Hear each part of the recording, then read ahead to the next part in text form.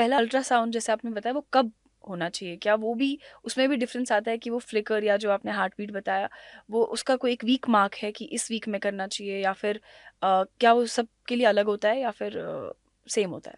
Normal baby के development के time पे 6 से 7 हफ्ते में बेबी का हार्ट बीट फॉर्मेशन स्टार्ट हो जाना चाहिए। अच्छा। तो प्रेगनेंसी का स्कैन जो है पहला नॉर्मली हम उस 6 वीक्स के अराउंड हम करते हैं। ये इसलिए करते हैं कि हमको पता चलना चाहिए कि बेबी है कहाँ, यूट्रस में ही है अच्छा। या थोड़े से कॉम्प्लिकेशन होता है जिसको हम एक्टोपिक प्रेगनेंसी बोलते हैं। अच्छा। कभी कभी प्रेगनेंसी गर्भ के बाहर, मतलब ट्यूब में प्रेगनेंसी रह जाना, एक्टोपिक ट्यूबल प्रेगनेंसी, ऐसे कंडीशंस भी हो सकते हैं। तो इसीलिए पहला स्कैन बहुत इम्पॉर्टेंट है पता करने के लिए कि बच्चा कहाँ बढ़ रहा है, ट्यूब में ही बढ़ रहा है या जैसे नॉर्मली हेल्दी यूट्रस में गर्भाशय में बढ़ रहा है या नहीं। दूसरा, कितने हैं प्रेगनेंसीज, ट्विंस हाँ। तो नहीं है या अच्छा। सिंगल बेबी है, वो अच्छा। हमको पता करने के लिए। तीसरा, क्या ग्रोथ वाइज जितना ये हफ्ते में 6 हफ्ते में जितना हमको ग्रोथ साइज दिखना चाहिए, क्या उतना प्रेगनेंसी दिख रहा है या कुछ कॉम्प्लिकेशन है, जैसे कि बेबी के ग्रोथ के बाजू में, सैक के बाजू में क्या कुछ ब्लड कलेक्शन है, ऐसा कुछ है या कुछ कॉम्प्लिकेशन कुछ दूसरा है, वो हम डायग्नोज कर सकते हैं। वाह डॉक्टर, ये तो मुझे एग्जैक्टली उस जर्नी में लेके जा रहा है जब हमने अपने बेबी का फर्स्ट हार्ट बीट सुना था, और अगले 2 दिन तक मैं उस हार्ट बीट को अपने दिमाग में चलाई जा रही थी कि इससे ज़्यादा ब्यूटीफुल शायद ही कुछ है। एंड बिल्कुल। इट रियली स्केयर्स यू, क्योंकि आपको या तब लगता है कि आपके अंदर एक ह्यूमन बीइंग है जिसका अब हाँ। आपको ध्यान रखना है।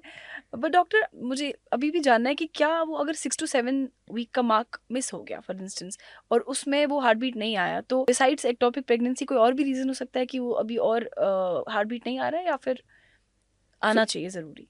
तो कुछ लोगों का क्या होता है, उनका इरेगुलर पीरियड्स होते हैं, पीरियड्स टाइम पे नहीं आता है। करेक्ट। तो अगर उनका ओवुलेशन लेट हुआ है ओके। और उनका प्रेगनेंसी आना ही लेट हुआ है, ओके। तो फिर उनका अगर अर्ली प्रेगनेंसी हो जाता है, तो हमारे डेट्स के हिसाब से जो हम कैलकुलेट करते हैं वो ओके। 6 to 8 वीक्स अगर है, जी।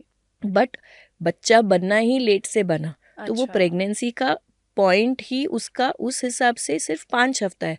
तो हाँ जी। इसलिए हम उनको फिर से 1 हफ्ते बाद या 10 दिन बाद में हम फिर से बुलाते हैं चेक करने के लिए कि क्या ग्रोथ ठीक है, क्या हार्ट बीट 10 दिन बाद जो आना चाहिए था नॉर्मली ग्रोथ के हिसाब से वो आ चुका है या नहीं। सो कुछ कंडीशंस में हम वेट करते हैं एंड मदर को फिर से बुलाते हैं चेक करने के लिए। फर्स्ट ट्राइमेस्टर में या तीसरे महीने की अब हम बात कर रहे हैं, उसमें कौन से ब्लड टेस्ट्स और स्कैन सबसे इम्पोर्टेंट होते हैं? जो 12 वीक्स में 11 से 13 हफ्ते के बीच में हम ये स्कैन करते हैं, जिसको एंटी स्कैन या न्यूकल ट्रांसलूसेंसी स्कैन बोलते हैं। बेबी के नेक के पीछे थोड़ा सा फ्लूइड कलेक्ट हो जाता है, जिसको हम मेजर करते हैं, उसको न्यूकल थिकनेस बोलते हैं, वो मेजर करते हैं। तो वो स्कैन बहुत बहुत इम्पॉर्टेंट है। और उसके साथ साथ आपको एक ब्लड टेस्ट बोला जाता है, जिसको आप ड्यूअल मार्कर या डबल मार्कर ब्लड टेस्ट कहते हैं। ये जो कॉम्बिनेशन है, ये स्कैन और ये ब्लड टेस्ट का, वो हमको बताता है कि कोई जेनेटिक रिस्क तो नहीं है बेबी में।